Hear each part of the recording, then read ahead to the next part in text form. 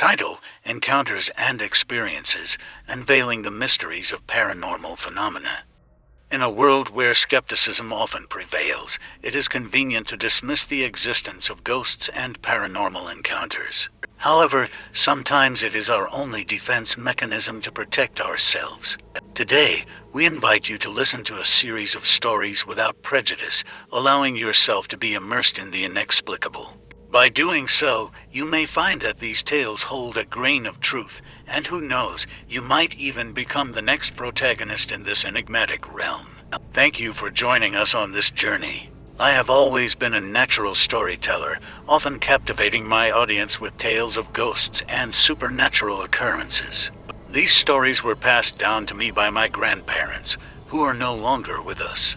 I am the sole keeper of their memories, and I take pride in sharing them.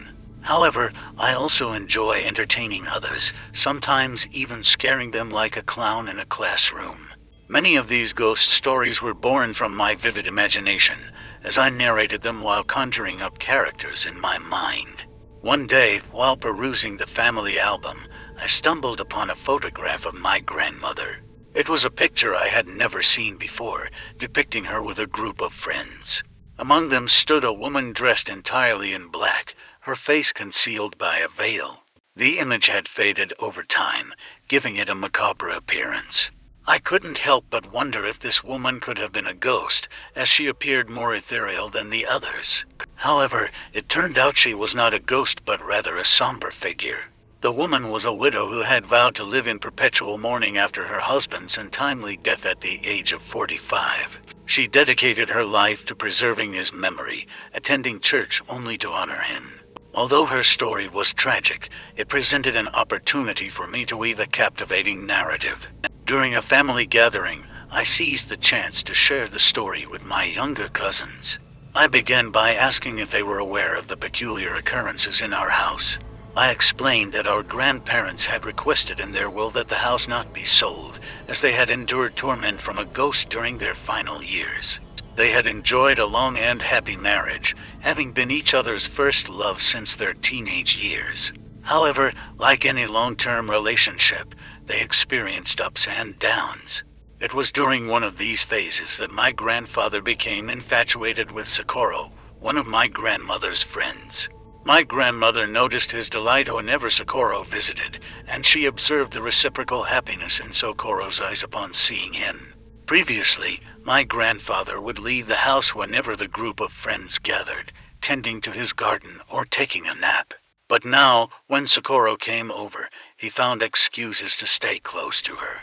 He would spend a long time in the kitchen, preparing coffee, hoping for a chance encounter or a passing glance.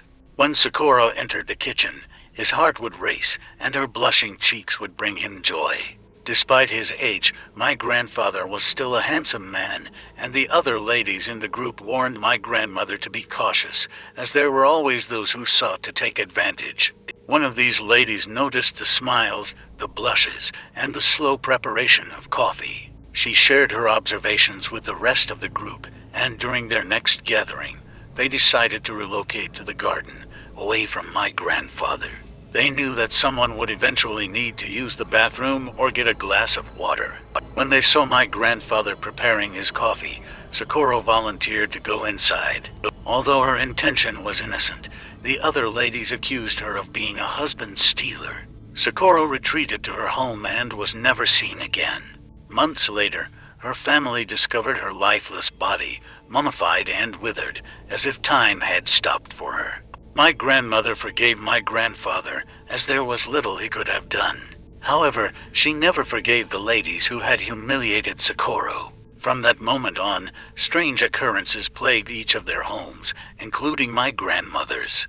Every night at midnight, the sound of fingers tapping on a chair echoed through the darkness, just as Socorro used to do out of anxiety after her husband's death. My grandparents ventured into the living room to investigate, only to witness Socorro's silhouette in the darkest corner, desperately tapping the chair. Frightened, they retreated to their room, vowing never to leave it at midnight, regardless of what they heard. This phenomenon occurred in every house belonging to the ladies from the group, including my grandmother's. It seemed that someone or something refused to forgive them. Cousins, have you ever seen her? Remember the faded photograph of my grandmother? That was taken during their last gathering. Socorro's presence is forever captured in that image. Months later, my cousins, who were not present during my storytelling, began to scream the witch, when they stumbled upon the photograph. They had heard the story from others, and it had become a family legend. It seems that my tale had taken on a life of its own, intertwining with their memories and becoming their reality. Years later, something inexplicable occurred that changed my perspective on the paranormal. My mother and I lived in a house next to a mountain, a peaceful middle-class neighborhood. One stormy night, around 4 a.m., a deafening crash jolted us awake. It felt as if a colossal lightning bolt had struck our house. We heard screams and commotion outside, prompting us to investigate. To our astonishment, a massive boulder had fallen from the mountain, demolishing a neighboring house's wall and even crushing the doghouse where their pet usually slept. Thankfully, they had brought the dog inside that night to shield it from the thunder. Other rocks threatened to fall, prompting the evacuation of several families living at the mountain's base. As we awaited clearance to return home, we made an unusual decision.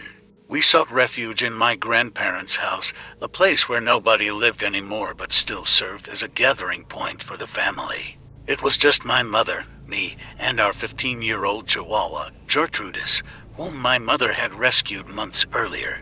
We brought some food and settled in, reminiscing about my mother's childhood stories.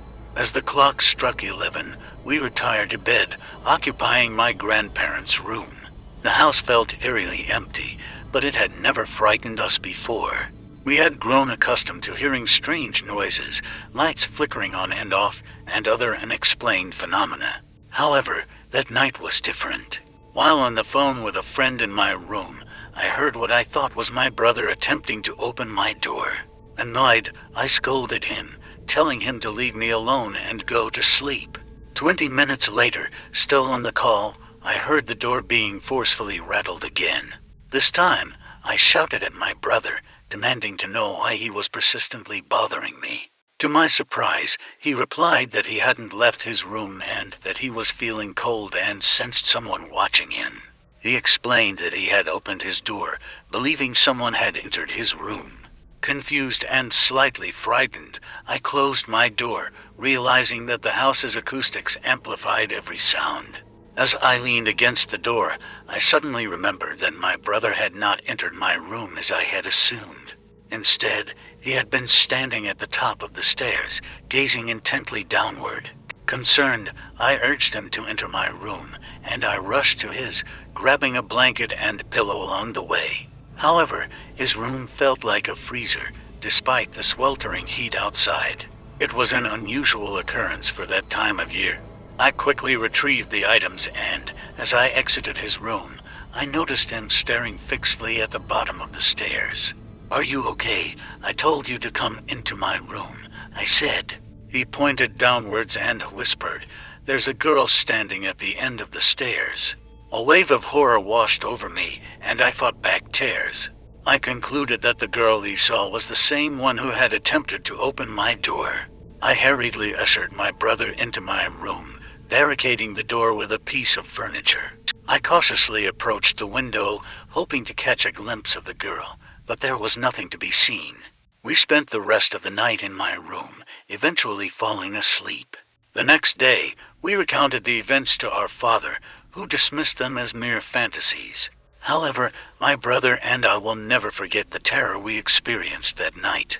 To this day, we remember it differently. He recalls being in a trance-like state, only snapping out of it when I pushed him into my room. I, on the other hand, will forever be haunted by the sheer horror I felt as I witnessed the girl at the bottom of the stairs. It is a memory that will never fade. In conclusion, encounters with the paranormal are often met with skepticism and disbelief. However, these stories, passed down through generations, hold a certain allure. They have the power to captivate our imaginations and blur the lines between reality and the supernatural. Whether we choose to believe in these phenomena or not, they continue to intrigue and fascinate us.